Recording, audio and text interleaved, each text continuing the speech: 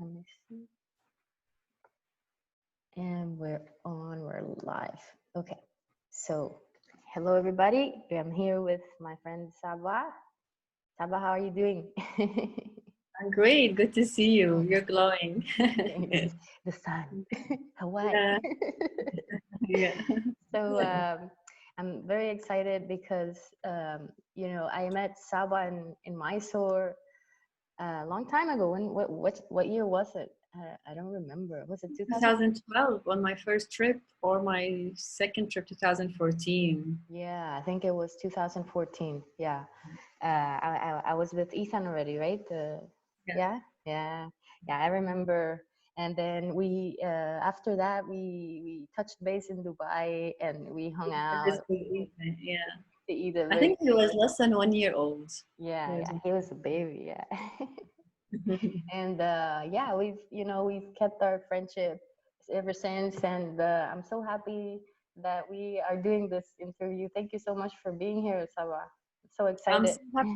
so happy. I'm actually feeling privileged that you asked to talk to me. So it's really sweet of you. Thank you. Wow, wow. Mhm. Saba is also a mom, and she, of course, is an Ashtanga practitioner.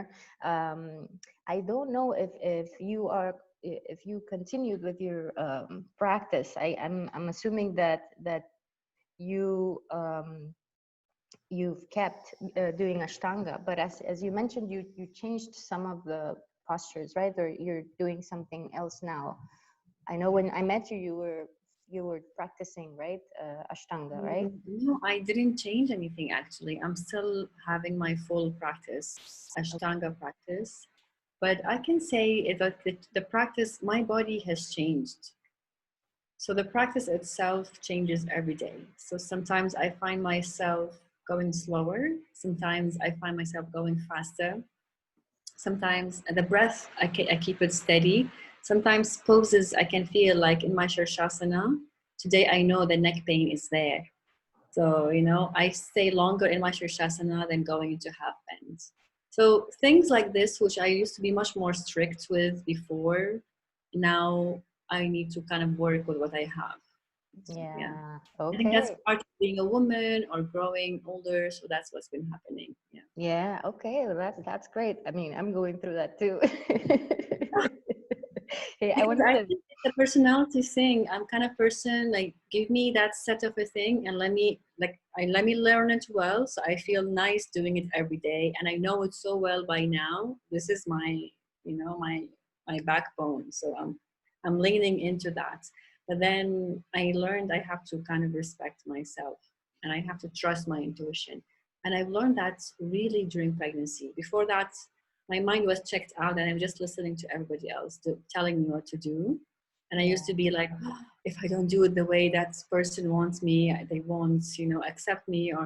But then no, with pregnancy and many experiences that happened, I learned to trust because I saw it working for me.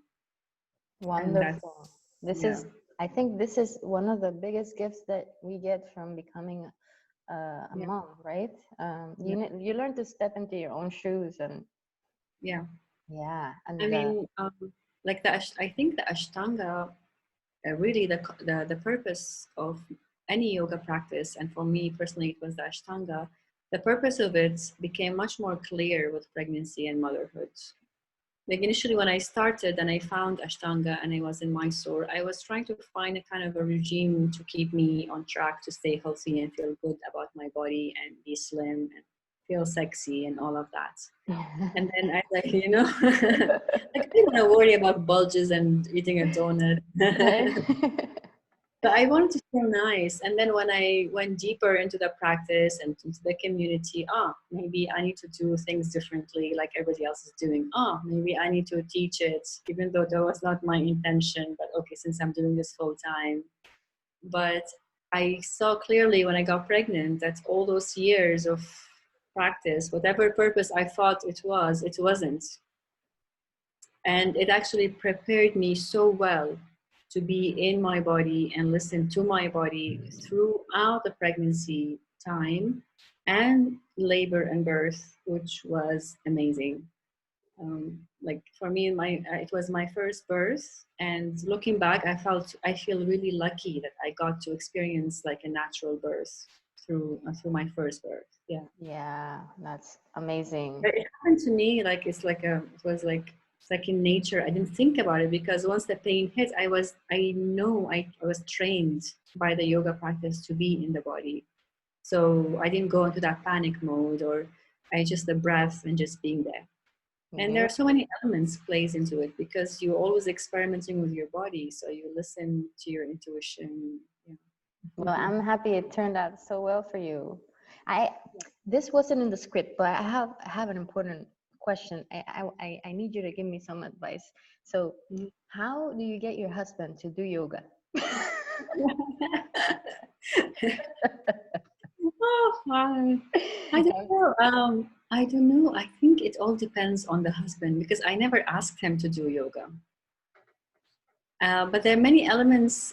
It's a personality thing, and my husband he likes to find something and discipline himself too.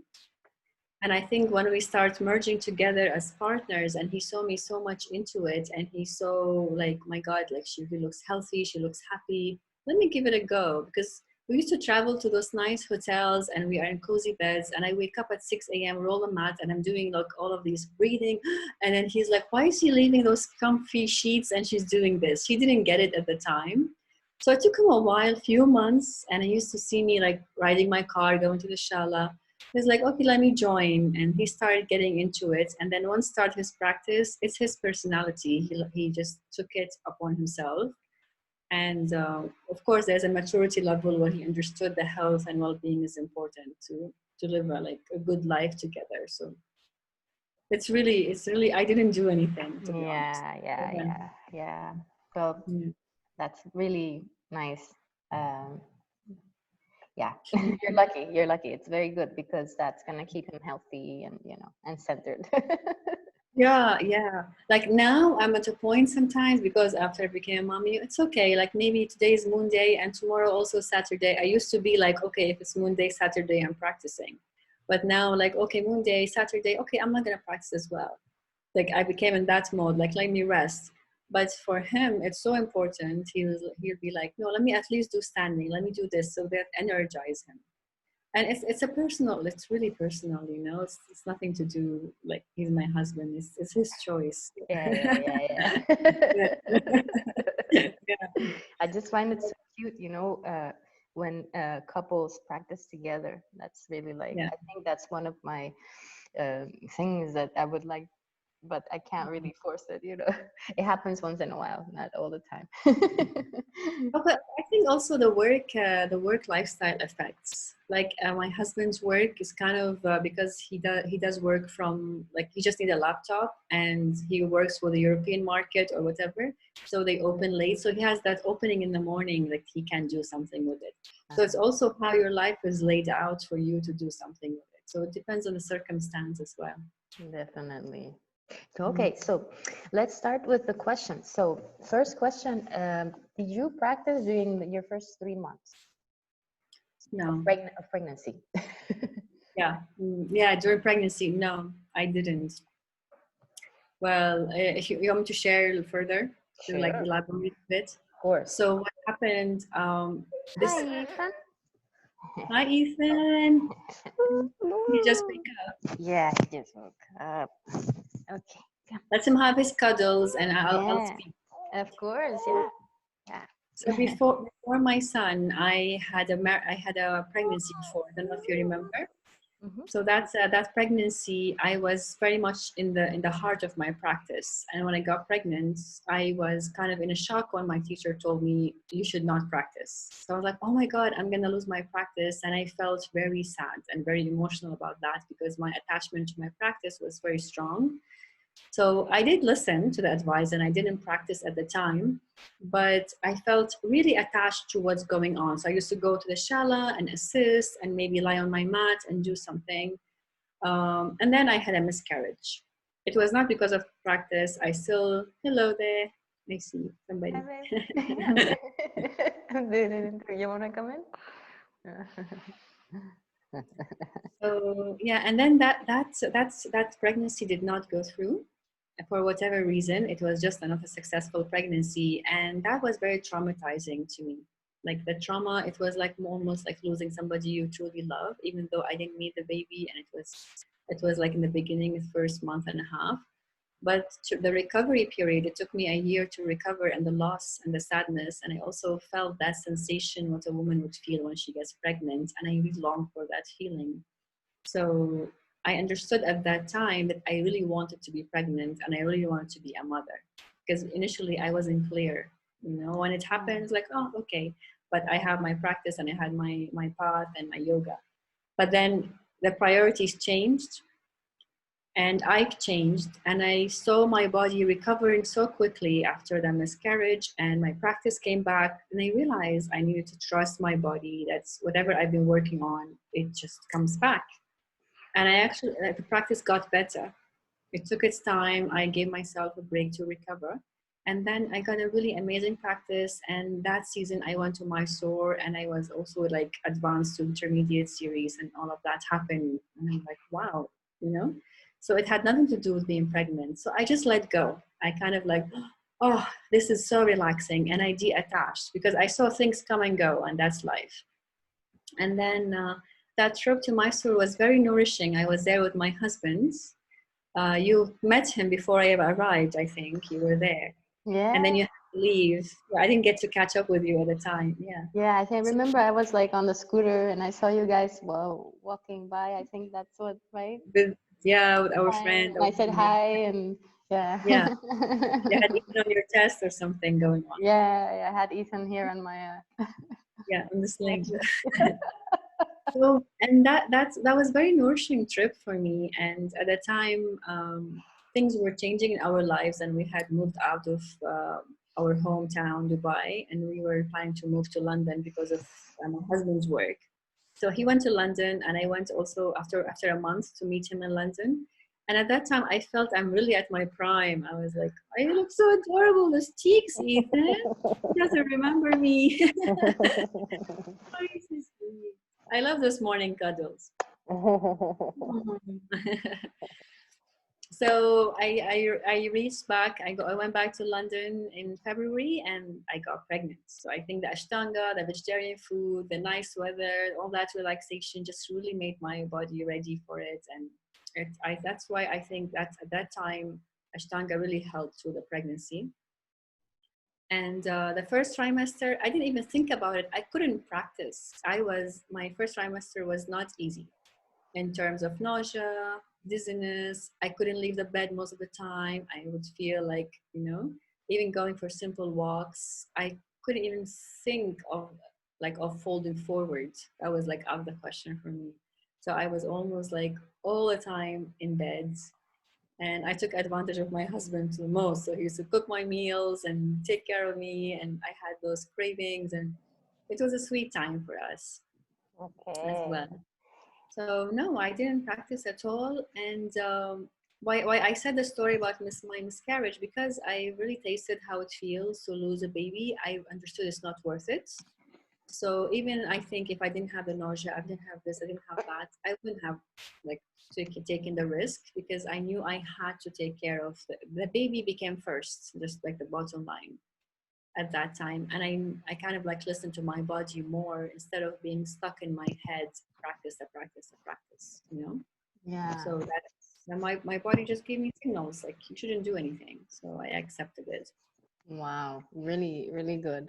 And so did your diet change? Like, I know that you eat pretty healthy from, Yeah, what I know. Did you yeah, like dig into little bit changed, definitely.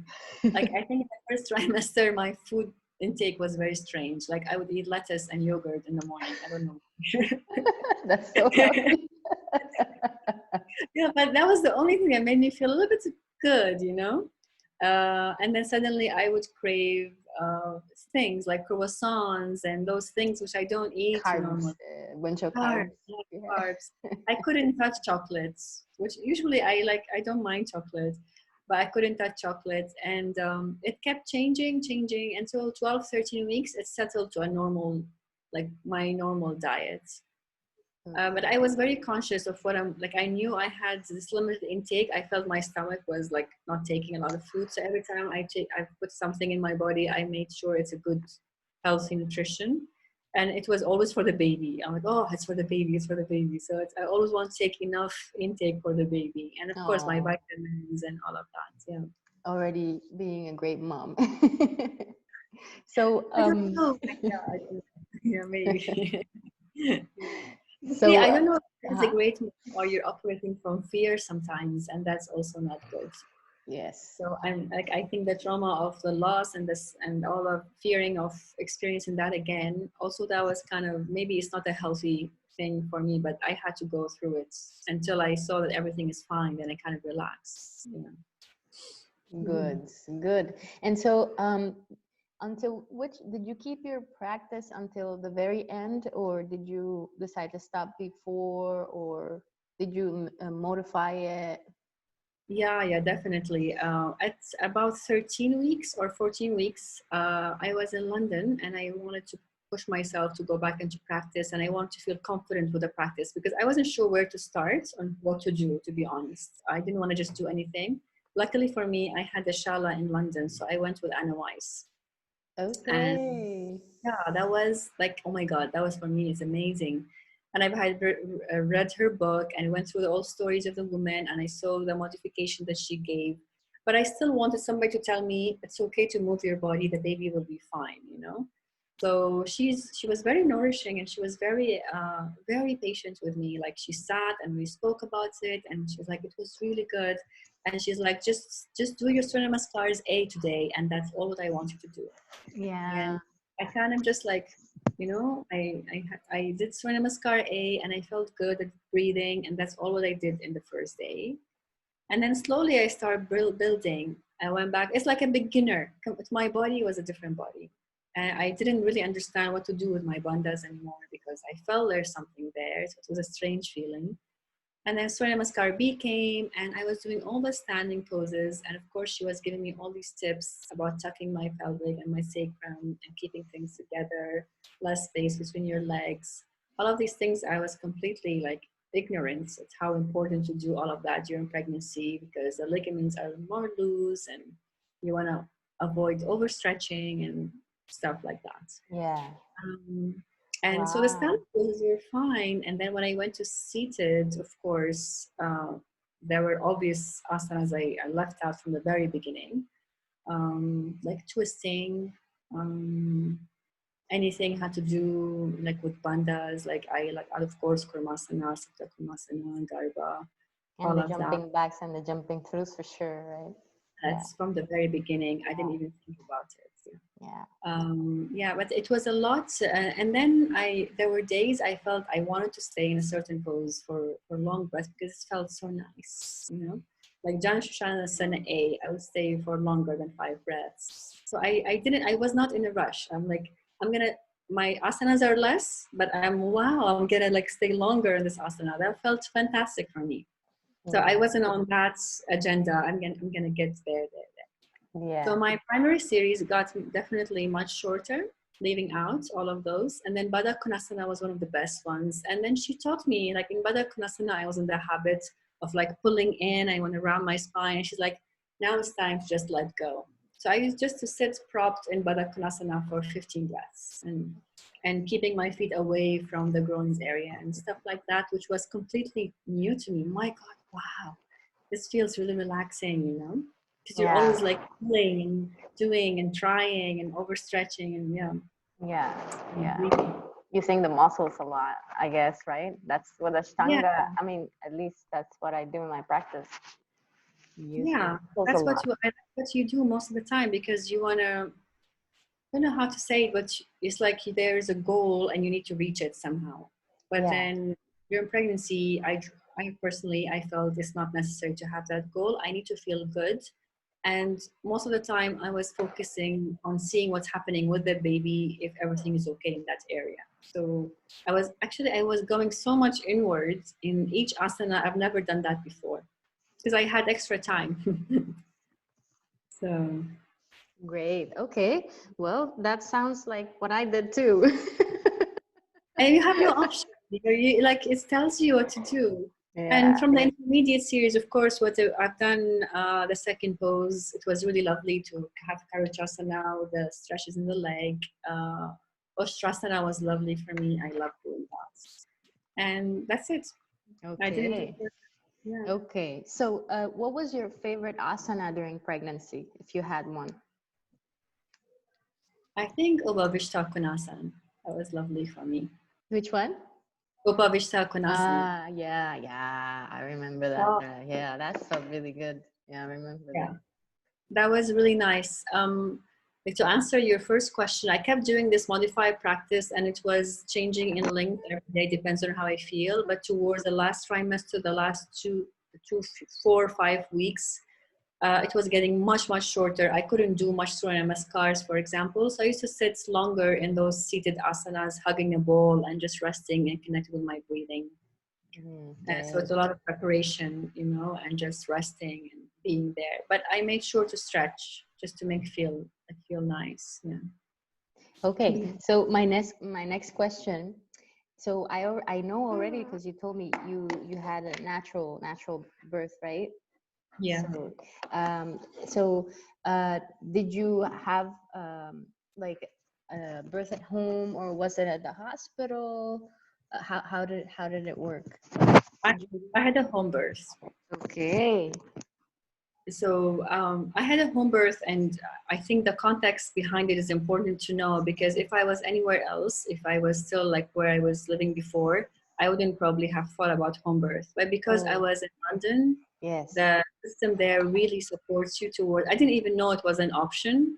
But then when I spoke to Anna Wise, she told me about a beautiful doula I met there. Her name is Lola. And she explained to me, if you are at home and you're at the comfort of your home, you're in the dark environment, your hormones will flow, then your body won't be confused, because the minute you step out of your house, you are in contractions and you go to the hospital, things might go in a different direction. That Mm, resonates with me so much. you know yes. I thought, my God, yeah, like it's the best thing. If I have the team come to me, then that's a privilege, like I don't have to get on a cab and go into the hospital, into a strange area, seeing Yeah. lots of strangers. So that was complete, like I was absolutely lucky in that sense. Yeah. And Oh, it was that's not good. nothing I it's nothing I planned or I was like dreaming about. It just happened. Yeah. So yeah, would I advise home birth? Definitely, but it's a choice. Like you need Yeah. to be in the right place. And of course, I did my homework, so I had proper team, my husband, the midwife, and over there it's like support by the system, so they know you are registered for home birth. So I was safe, and they had an ambulance ready in case I need to be transferred, and all of that was happening. Which Okay. did happen. I ended up getting transferred to the hospital because I had a hemorrhage, and not Okay. everything went according to plan, so things Oh. were not. Okay. Okay. Okay. Okay. Well, that's also very, very useful to know. I'm happy that you're sharing all these details.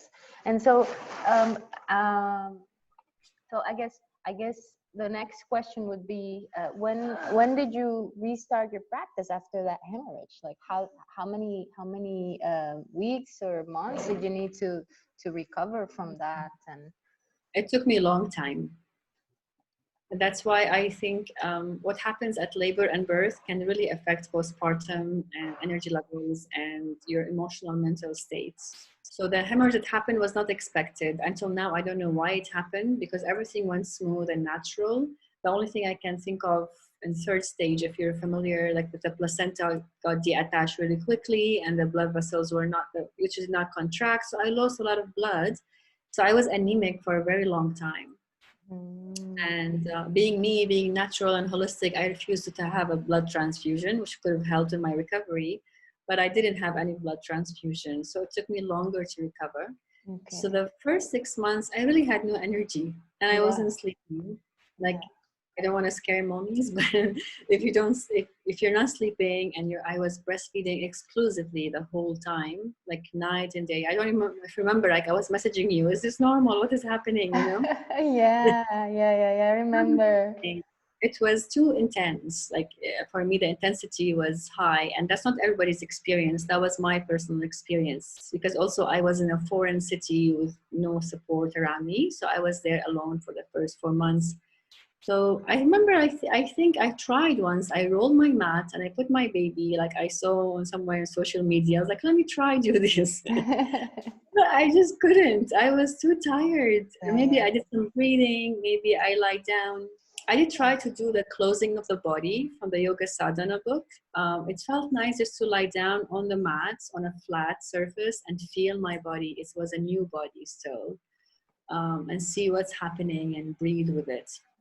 But that's all what I remember I was doing. And I Wow. started slowly, maybe doing standing at 7 months. Okay. Like even going to Mysore for me was out of the question. It was season Yeah. and it was tempting to go, but I didn't feel like it's the right thing. It would have like would drain me more mentally and Yes, emotionally. exactly. Yeah, Yeah. exactly. Very good, very good.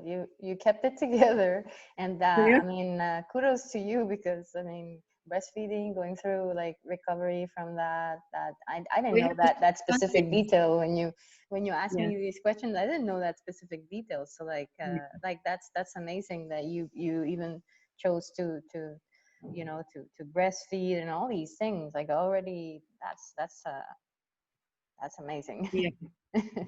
It's a choice and an instinct that the mother chooses. And I think it comes also from the asana practice. Like you feel a difficulty and you know you're going to cross over. And it's really difficult until you cross over. But then you know there's a way to get through. And I knew if this is natural, then it's supposed to be okay. So why is not okay? But I Yeah. should get to the okay part at one point. You Yeah. know? Smart lady. It I was remember difficult. I remember when I visit your house, you had that book from Ramdas. That's the first time I ever heard of Ramdas. Oh You yeah, remember? yeah, Yeah, yeah. yeah. I You love that really book. shown me Yeah. some things I never knew before, so I'm grateful to He call you passed away friend. recently.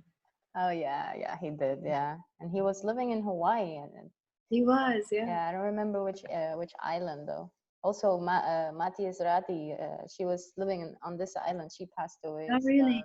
Yeah, Yeah. but she was in Japan when it happened. So Mhm. anyway, yeah. So Uh, yeah, so again, like I just want to say, like for the mothers, it's a personal journey. Like for me, my circumstance was different. Like even in the middle of all of this, we had to shift countries and shift houses. So maybe the challenges and difficulties added to not starting the practice, but depends on the physical, the health, well-being, everything that's surrounding the baby's arrival. It's not a like you don't have to start at 7 months. You don't have to start at 3 months. It is exactly. recommended, of course, you heal for the first 3 months and don't do anything. And I did follow that as well.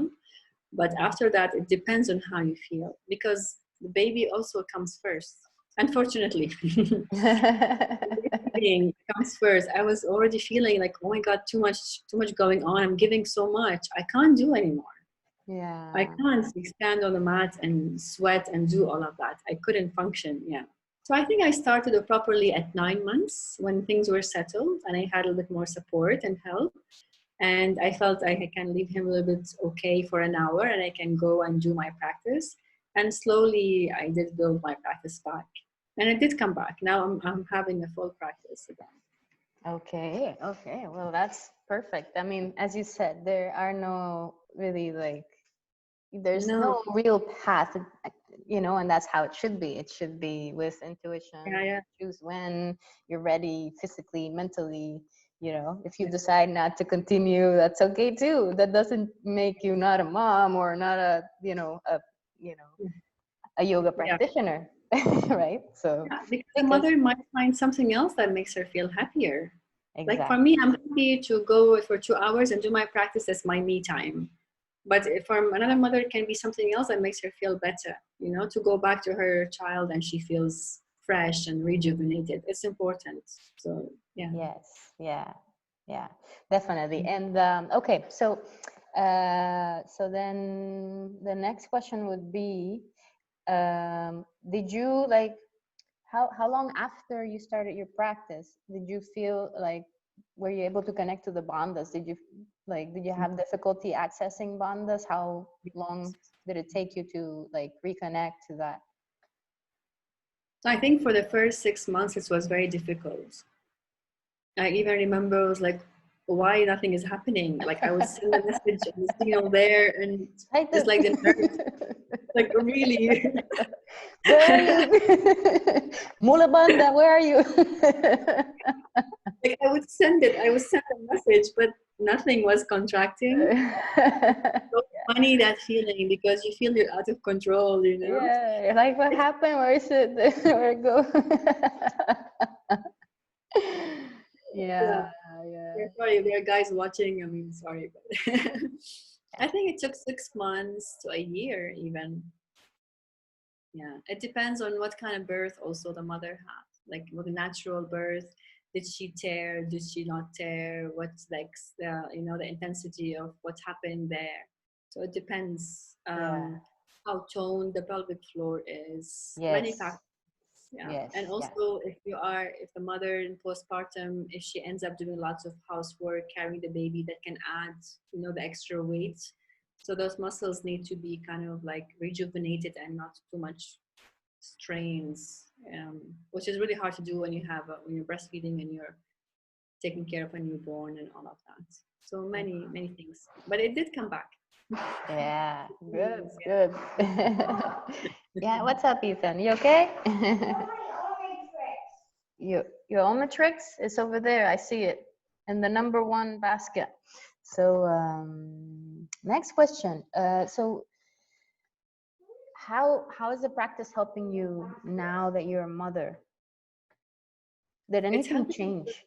Mm-hmm. It did change. It's helping me so much. Like I feel the strength I have to carry my baby now is amazing. Like I have no lower back pain, for example. My bandas are there and I carry him. Like we play horsey all the time, or he wants to be koala under my shirt and I carry him. He's a big boy now, and that strength I feel is important. It's keeping me vital and energetic for him to play with him. And I think it's really keeping my emotional mental states balanced. That breathing, keeping me healthy. If I get sick, I recover fast. It's important, and it's also kind of setting an example for him. So we through the practice we have a certain discipline at home, so he understands. In the morning yoga time, now it's breakfast time, now it's nap time. All of that's happening because also of the practice, for sure. Yeah. Yeah. Okay. Okay. Wonderful. He's gonna be a baby yogi. Yeah, Mommy well, and if you daddy doing yoga. You're telling me he rolls up the mat in the mornings, right? For you guys. Yeah, but what I noticed, all the kids of those big yoga teachers, they don't do any yoga. It's like they're fed up. We are born yogis, so we don't want to do any more yoga. Yeah, That's what I like know. I've had enough of this. I don't want to know. too Yeah, much inside my house. yeah, exactly. Yeah, yeah. So let's see. Let's see. Yeah, okay. All right. So my last question. What advice would you like to give the female Ashtanga practitioners out there that would eventually like to become moms or are pregnant? What advice would you give to them? I would advise that take the practice for you as a woman, and don't think of the practice as a way to get somewhere. And if your priorities is motherhood, or if your priority is pregnancy, definitely the practice will serve you, but you have to use it in the right way. And if you don't know where to start, go to a female teacher and she will know where to guide you. Yeah. Yes.